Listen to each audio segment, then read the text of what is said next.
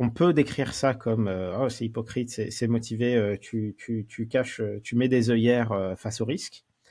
Il y en a qui vont dire non, mais le risque vaut la chandelle. Écoutez, on peut pas. Oui, effectivement, il y a un risque d'extinction. Il n'est pas très grand, mais ça vaut le coup parce que de l'autre côté, il y a la carotte.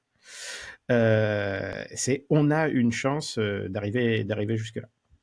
Je vais aussi mentionner, parce qu'ils existent, et je peux en nommer un ou deux, d'autres qui vont dire non, non, mais le risque de l'extinction de l'humanité, c'est pas un risque. Si jamais l'humanité s'éteint, bah tant pis. Il fallait que ça arrive. Et c'est même pas on a joué, on a perdu, c'est l'évolution naturelle des choses. Écoutez. Mais par contre, si l'humanité ne s'éteint pas et qu'on a tous les bénéfices, bah écoutez, tant mieux, on va pas se plaindre non plus. C'est pas un pari pascalien ou des choses comme ça? Tu sais, quand tu commences à mettre des grandes Ouais. probabilités ou des faibles probabilités, mais des grandes conséquences, tout ça, ça devient Mm. très difficile de raisonner, en Oui. fait. On parlait pas mal du pari de Pascal,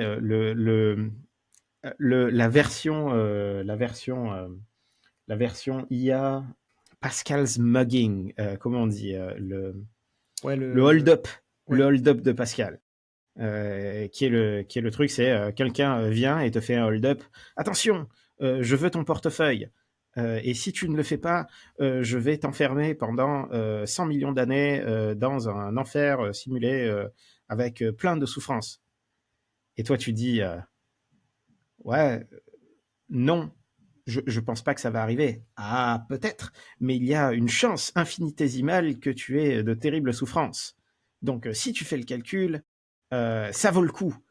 Enfin, ça vaut le coup pour toi de l'éviter. Donc, file-moi ton portefeuille. Et enfin, c'est un cas pratique. C'est un cas de euh, truc infinitésimal avec valeur